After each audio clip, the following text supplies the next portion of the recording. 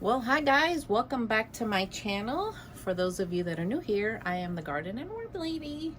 My name is V Colantonio, and I'm a worm farmer. Hi guys, welcome back to my channel.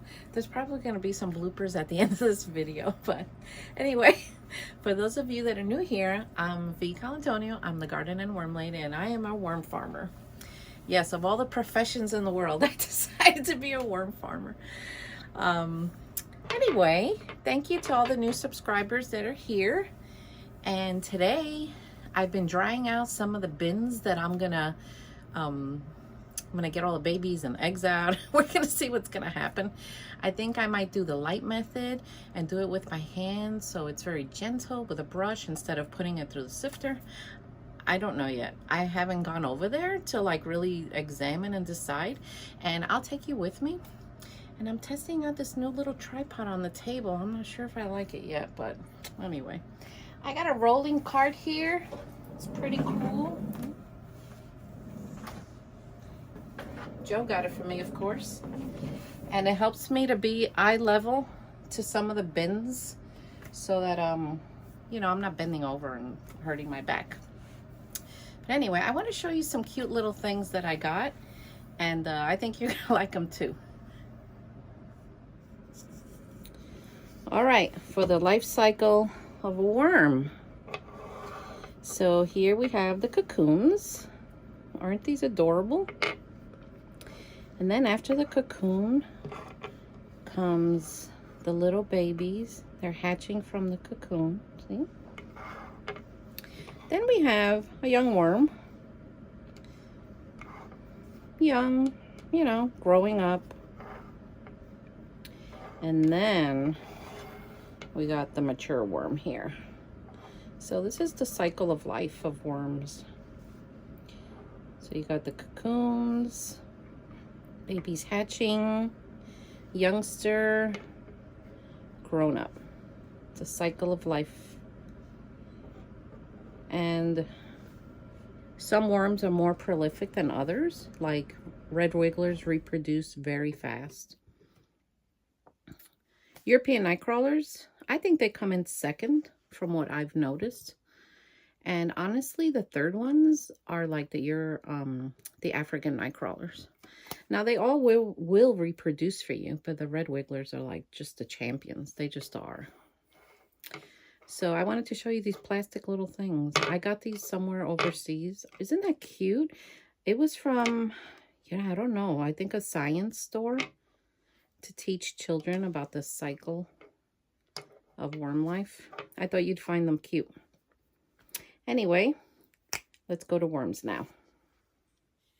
All right, guys. So here we have some of my bins behind me that I'm not waiting for the 8 weeks. I'm only doing that with one. And I dumped it here about 2 days ago, and I've been letting it dry out because it's easier to harvest the worms out of here when it's just not so wet. So yesterday I came down and I fluffed it up, and I've been doing this for the past 2 days just to get some air circulation in there. And that way it'll dry out a little bit, just make it easier for me to harvest. So my goal is to get the adults out of here and put them back in the breeding bins behind me. And then the bedding with the babies and cocoons, put them over here on this wall in front of me to grow up and hatch. Okay, I'm seeing a lot of cocoons. Oh, I actually put my glasses down today, so I'll be able to look up close. All right, guys. Let me get ready for this. So before I do anything else with this bin, with the ones that are waiting for me, let's take a peek at the one with the pumpkin jungle and the watermelon. And as you can see, there's still a pumpkin jungle. But I just keep pulling them up and they're just becoming more food. It goes to show, though, how fertile this stuff is. Isn't that incredible? So, all right, this is the watermelon. Let's see. Oh, it's starting to change color over here. Look at all those little springtails. Ew, they're all down there.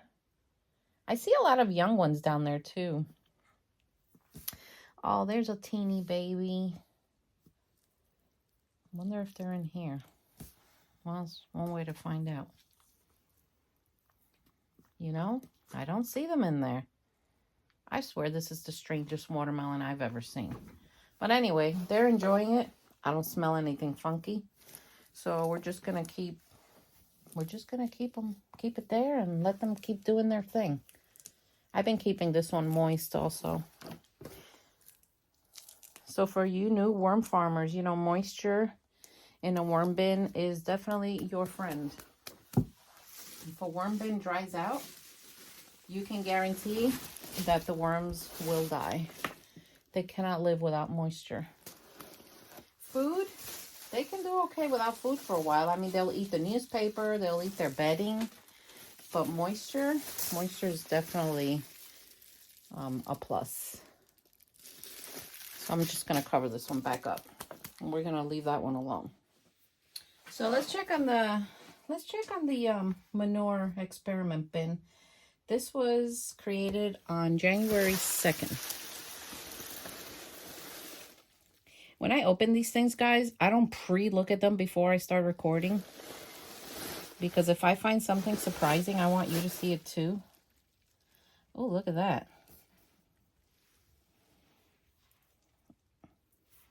A breeding pair. See them connected?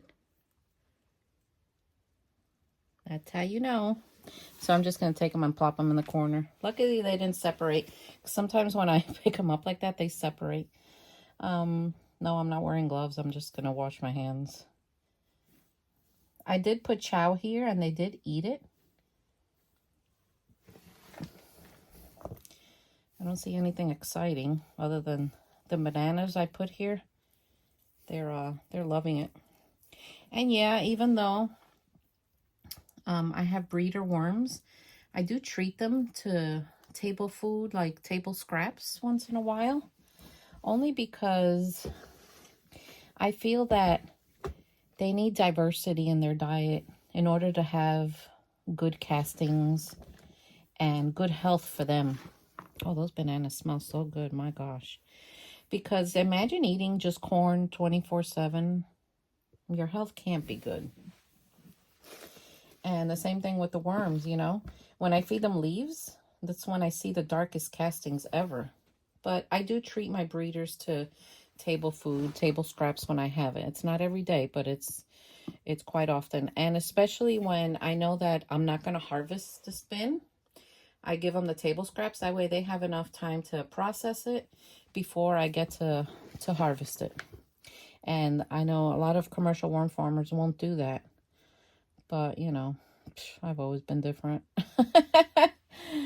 I've never been the ordinary. I just do what my instincts tell me to do and what I think is right for them, for their health and their benefit. And also mine, you know. Because when you have sick worms, man, it makes your life hard.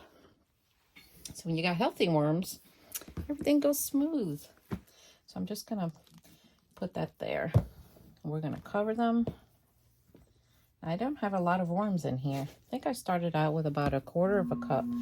And we're going to see how long it's going to take them to multiply. So when I put adult worms in here, within 3 weeks, I should start seeing some cocoons. But it hasn't been 3 weeks yet. So, but they're doing well. They're doing very well. They're happy little campers in here. So for those of you that are new here, how'd you find me? Did YouTube recommend? Did you see it somewhere? Because I post my videos everywhere. Like I'll put them on here on YouTube, and then I'll go to TikTok and I'll share there. Then I'll go to Instagram and I'll share there. I also put them on my Facebook, my Garden and Worm Lady Facebook page. So, I mean, I'm everywhere. Just tell me. I'm curious to know. All right, I'm gonna wash my hands because this is actual manure, and then we're gonna get started. All right, let me show you what I've been doing. So I pushed the plastic and newspaper back. I removed it in some of them. And I've just been fluffing them up for 2 days now so that they can dry out. Sometimes you have to fluff them up for a little longer, but this room is very warm, so I know that it doesn't take long for them to dry. As you can see, bedding is drier. See, so, and they're ready to be harvested. So I'm gonna do that with these, probably those up there, and these today. And then I'll reset the breeders, and I'll put cocoons and babies over here to start hatching. And then all of these bins have worms. So I probably have to feed everyone again. They eat very fast. They're like little hogs. I love them. Love them, love them. So, by the way, happy Friday the 13th. Hoo-hoo-hoo! You know, it's my cup of tea to have all the spooky stuff. So today I am watching something spooky up there on a haunted house in Indiana. I think it's in Mitchell, Indiana. So that's what I'm doing today. And of course, I gotta cook for my family. So let's get started on this. So here's my sifter. This is 1/4 inch. I'm gonna just put a little bit here and just see how they do. I might switch to the hand method. I never really know because it depends on like what I see, what's going on. I go by just by what I think. And you know, people ask me all the time, like, how do you know? I said, I don't know. It's just experience from what I've done in the past and what I think is best for them. So let's see.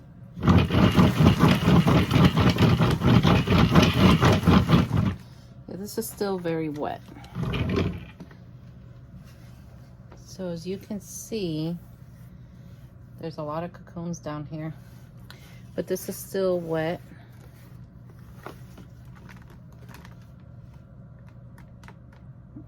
Yeah, see, there's a cocoon right there. Where is it? That one's tiny. So honestly, I think I'm just gonna do the light method because it'll be better for this being so moist. So what I do is I take off my my sifter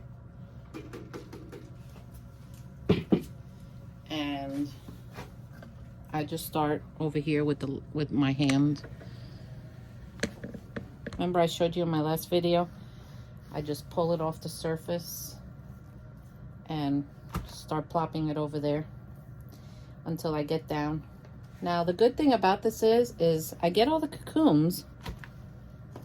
I get the young babies too. They're not being hurt by the sifter or getting stuck in the sifter. And then the adult worms are just gonna go down. And honest to God, guys, this does not take long to do. Wow, there's so many cocoons. Oh my gosh. It doesn't take long to do. And when I do this, in between, like as I wait for the worms to dive because of the light, I just go do other things that I need to get done. And you know, it's a fast process. So that's what we're doing. Now when I see one that went that way, I try to get it. If not, he goes too. I mean, it's okay. Years and years ago when I started this, I was so anal about it, you know. I would get every single worm, every single cocoon. I am not kidding you. I would be there hours. And I'm like, this isn't productive. I'm going to be here forever. So I just started to ease up on that. And it's worked out, you know, a lot better. So that's what we're doing. Sometimes you just have to do what you think is best. And you can learn from everybody. But you implement what you think is best for your worms and what is going to work better for you. Now you see, one of these bins is a little drier than the other. So I'm going to see if this one will sift in here. material seems to be a little drier. Okay, that's better. Look at that. You see all the adults? So I just take them and put them in another bin over here and waiting. So you have to go by what you think as far as when you feel them. If it's too wet, the hand method. If it's dry enough and you think you can do it, the sifter. And the only way you'll know is if you just give it a try. So that's what I'm doing. Let's see what happens if I just put the whole thing in there. I'm like a little worm farmer daredevil. I try all kinds of things. But you know, that's how I learn, and curiosity just gets me.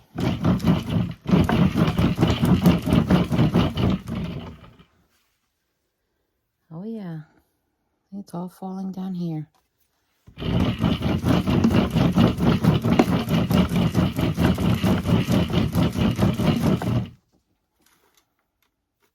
Look at that.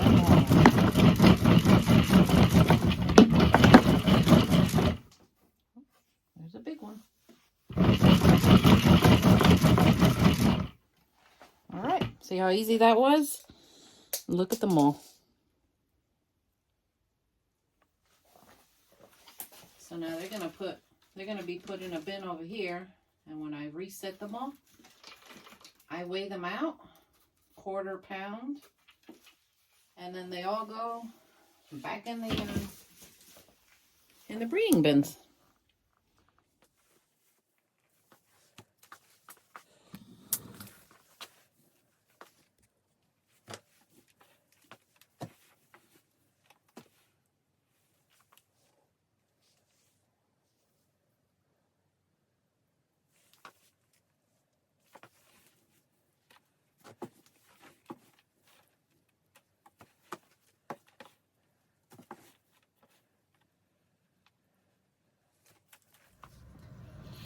So here I've gotten close to the bottom.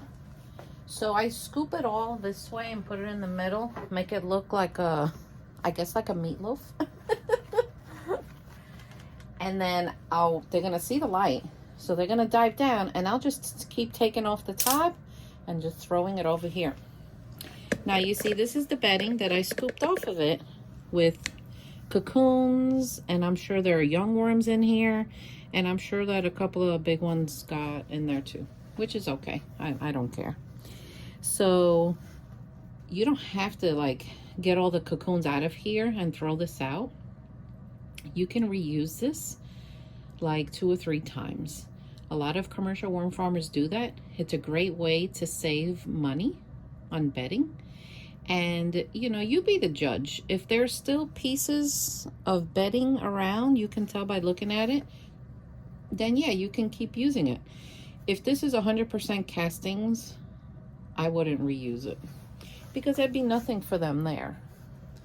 But you know, this is rich in not only the cocoons and the babies, it's rich in all the microbes and everything that's in here. So that's what we're gonna do. So that's a little tip for you. You know, when I put these videos up, guys, you got to watch the whole thing because I give tips throughout the entire thing. And I don't want you to miss anything.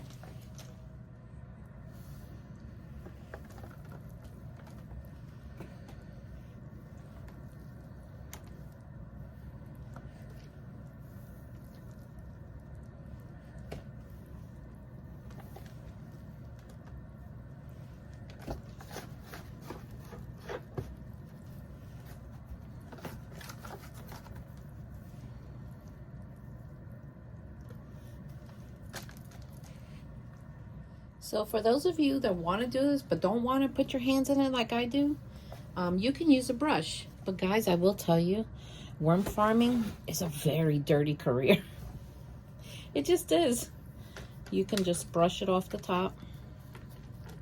It'll brush the cocoons off, babies. It doesn't hurt anything. I just make sure it's a soft bristle brush. See? And they start appearing. See, look. You see them there? Then I just take the bedding and I scoop it to one side so I could keep track of it. So that's another thing you can do. Sometimes I do that. It's very satisfying, you know, to actually brush it off and just start seeing the mountain of worms. But that's another little alternative. I use a small one. I have also a wider one. You can use any brush as long as it's like soft bristle, because you don't want to pinch them and hurt them.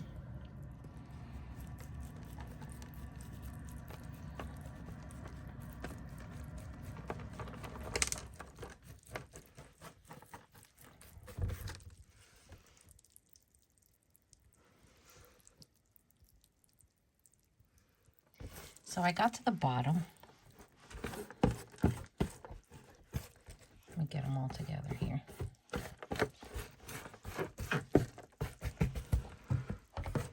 That's a mountain of worms, I'd say. All right. So there you go. Now, they're not going to be 100% clean of all this stuff. It is impossible to do that. It just is. And all commercial worm farmers either will have them like this and then mix them in peat moss, or the only way you could get that 100% clean is if you put it in a sifter and you run them underwater. Good luck. So I personally, when I ship worms, I put a little bit of their bedding in there because it already has all the microbes and everything in it. And I learned that from an old worm farmer like 20 years ago. And he always did it and never had a problem with his worms. So I've always done it that way. There we go. All right, so now I got to put them over here to wait. And then I'm going to reset the cocoons. The babies are all in there. So since I'm going to reuse some of the bedding they were in, I took the bedding that I had taken off from over here and I put it on top of them just so that they're not exposed, because obviously they don't like the light. That way they're not exposed and they'll be okay waiting for me to reset them in the breeder bins behind me. Okay, so today is January 13th. 2023. You don't have to put the year, but I'm doing it just for your sake. I put a 1/4 pound of, I put red wigglers. And then we're going to look at the date 3 weeks from now. So 3 weeks from now is February 3rd, right? And then I put here 3 weeks. That way I know that's when I have to harvest the spin. Okay? So there it is, guys. I'm measuring out a 1/4 cup of worms, putting it in my bin. I'm going to label it and put it on the wall here and just see how many I can fill. And then in 3 weeks, I can do that again, or I can wait another 3 weeks after that and then do it again. And this is how you fill this entire wall. So anyway, I hope you enjoyed this video. Happy Friday the 13th. And I'll see you all next time. Don't forget to subscribe. I'll see you next time. Take care.